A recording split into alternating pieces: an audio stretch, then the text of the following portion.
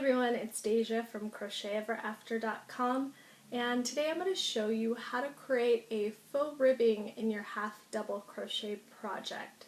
So when you're working in the row in half double crochet and you want to put either a ribbing near the edge of your project or throughout the entire thing, I'm going to show you how to use front post double crochets to create that effect. So let's grab our yarn and let's get started. Okay, I'm going to show you how to create this vertical ribbing with front post double crochet when you are working into half double crochet. So this is a stitch that you will use a lot when you start cabling. So this is a good primer to get into cables, just to learn the front post stitch and also how to place your stitches so you know where to insert your hook next. So we're going to start with just the basic vertical ribbing, and I'll have cable tutorials after that. So let me start off by, I already have a row of half double crochet begun. This is a foundation half double crochet. Oops, I'm about to lose my loop. Pull that out a little.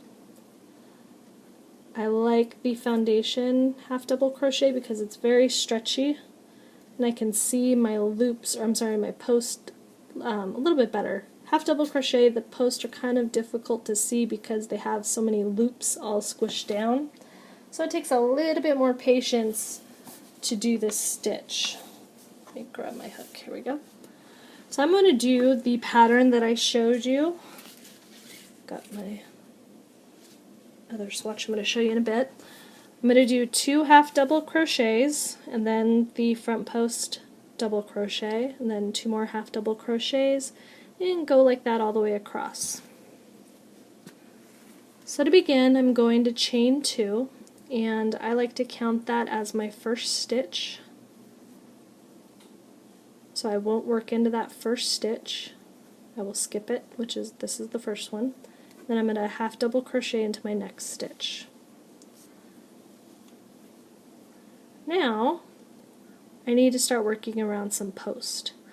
When I choose where I'm going to work, I need to look at my stitches and figure out where my next post is. So I have a post here and a post here, and this is my next post that I need to go around. So to do that, what I'm going to do is kind of pretend that this next stitch is what I'm working into, but just go right below it to fit around my post. So I need to yarn over because this is a front post double crochet, and then I'm going to insert my hook below, so it's kind of, you have your V, and then you have this loop over here that makes it look like a V in front of you. I'm going to go right below that and go around and come out the next spot where that front V is to catch the post. So now I've caught the entire post. So again, I'm going to show you again. I go in through the front. You have your actual stitch that you normally work under, and then on half double crochet you have this other kind of V from that extra loop that you're working that shows in the front. So you have V's on top and V's in the front. I want to go right under that V. So I go into the next one right under the V, and then I come out right under that V to catch the post. Now I have the front post caught, or the post is now in front, which makes it a front post double crochet. So I'm going to yarn over, catch that yarn and pull it through that post, and just finish off my double crochet. Yarn over, pull through the first 2 loops, yarn over, pull through the second 2. So now I have my first front post double crochet made, and I need to make my next one. So what I need to do is go back into that spot that I just came out of. So there's a little gap where I came out of. I need to go back in there. If I were to skip that and go to the next stitch, I'm going to start decreasing my work. I don't want to do that. I didn't actually do anything except come out of this stitch. I didn't do anything with this stitch. So I'm going to go back into it and then come out right under that V on the next stitch. So now I have the next one caught. So I yarn over and I double crochet again. Now I have 2 made. Now the next part can confuse some people. Where should I put my hook for my next half double crochet? Do I put it here in this stitch? Do I put it in this stitch? An easy way to tell is turn your work and look at your V's. You have skipped 2, so here's your first stitch you worked into, your second stitch you worked into, and then you have 2 V's that were not worked into because you worked around those posts. So skip those 2, 1, 2, and find your third one. That is where you're going to half double crochet. So if it's kind of difficult to see, you could see that it is a little bit, it's right where that stitch came out of. So right where you came out to catch that post, it's that stitch you're working into, but it can get a little confusing when you're just looking at it, where to go. So just look for those V's. 1, 2, and 3. Go right in. So I'm going to half double crochet twice, and then I'm going to start catching loops again, or start catching posts again. So here's my next stitch, here's that front V, go under that front V, and I kind of bend my work so I can catch the post, come out under that next V, post is caught. Now I'm going to double crochet, and if you noticed, if you get caught easily when you're working your stitches, so I'm going to go back through that stitch I just came out of, the hole's nice and big for me, come out the next one. Always point your hook down to not get caught on stitches. So this one, usually when you're coming around these post stitches, you can get really caught on these stitches very easily. So kind of point your hook so that you're pointing right in the middle of your loop, and it'll help you slide through. So don't point it towards you or up, try to point it right at where the loop, the bottom of that loop is, and you'll slide through easy. So again, if you're not sure where to go next, just turn it and go 1V, 2V, 3V. So I skip 1, 2 stitches and I'm working into this third stitch. So I have 1, 2, and you can see I have 4 stitches left. I have 1, 2, 3, and then my chain 2, which is my last stitch. So I'm going to go under again, catch it, yarn over, catch the next one, so go back into that space you came out of, catch it, and then do my 2 half doubles. So I have my chain and I have my stitch I need to work in right before it. For some reason it wants to be difficult. Oh, I think I did not come out the right spot on this. If you find that you're not coming out in the right spot, that might be why it's a little difficult to work into. So,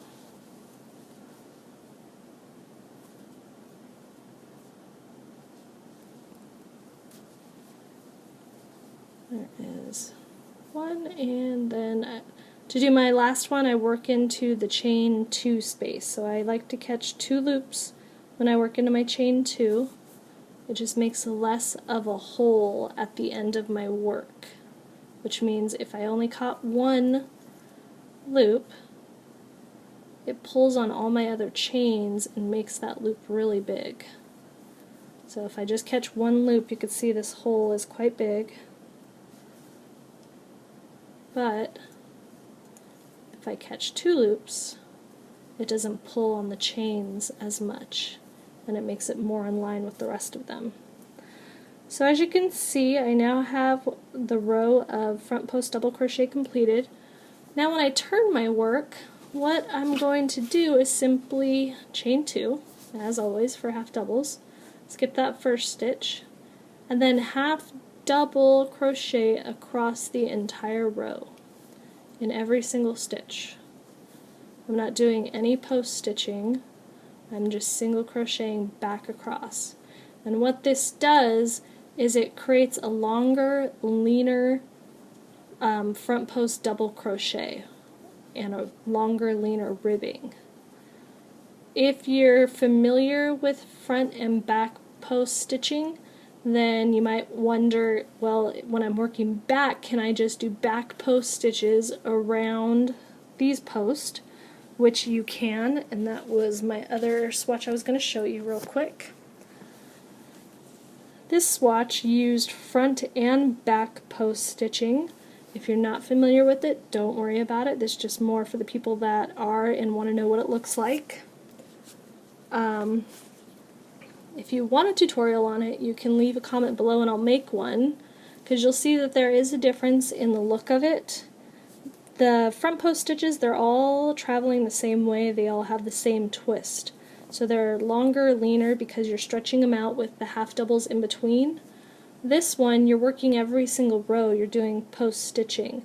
So you can see that they stick out more, so they are more three-dimensional. You try turning it sideways if you can see how much they're popping out. So you can see that they pop out more, and that the twists are a lot different. These are all kind of twisting up in a curlicue, and these are going back and forth because you're doing back and front post stitches. So you get a different look, a beefier, thicker ribbing, and it's, either way you're doing post stitching, so it's not easier or harder to do, it's just a different stitch. So if you want that tutorial, let me know and I'll show you how to do it. Otherwise, we'll just stick with what we've got, because this is what you're usually going to use when you are using cables. So when I start doing cable tutorials, this is kind of the foundation for it. This will help you learn how to skip those stitches that you shouldn't work into and how to place your stitches when you are working. So I've got my last chain 2, and I like to catch both loops. And now I'm ready for my next row of front post double crochet. After the very first row, it's a lot easier because let me chain 2, be a first stitch, work into my next stitch. Instead of trying to find that half double post, I am working around the front post double crochet, which is a lot easier to catch, a lot easier to see. You have a big gap behind your post that you're going to put your hook through. So this whole thing right in the center, there's a big hole to reach right through. Then you're going to yarn over and simply do a double crochet. And you'll see that it's pulling your stitch up. You're going to have a nice even triangle because you skipped a row of post stitching by just doing the half double crochet. And it's a lot easier to work into than trying to find those half double crochets post. Again, if you're not sure where to put your hook next, just turn and look for those V's. Here's the first one we skipped, here's the second one we skipped, and this is the one I need to work into. I still do it that way to this day, even though I know which one it is, just to make sure, because if I'm working fast, it's a lot easier for me to just turn my work and look than to guess at it and then miss a stitch by the end of the row and have to rip it all back out. So it's a lot easier for me to just go, okay, 1, 2, and 3, than trying to guess at it from the front. You can do this technique in the round. You can certainly do it. It's a little difficult because, well, technically it's probably going to be really difficult to do it in the round because it's very difficult to get a straight seam in half double crochet. So I don't really recommend it in the round, but if you were to do it in the round, just follow the same rules. If you want, this will give you a diagonal ribbing if you work in the round and you just work in spirals. So you can use this technique still if you want to make a beanie, say, but you're going to have probably slanted instead of vertical ribbing. Just do a round of front post double crochets, whatever pattern you want, then do another round of half double crochet, and then when you come back around, work back into your front post double crochets. So if you're working in a spiral, it'll probably slant a little, but that could be a cool visual interest. But that is how you're going to front post double crochet into your half double crochet. You can use it for beanies, for garments, for scarves, anything that you want to add that ribbing to. And if you have any questions, go ahead and leave them below, and thank you for watching.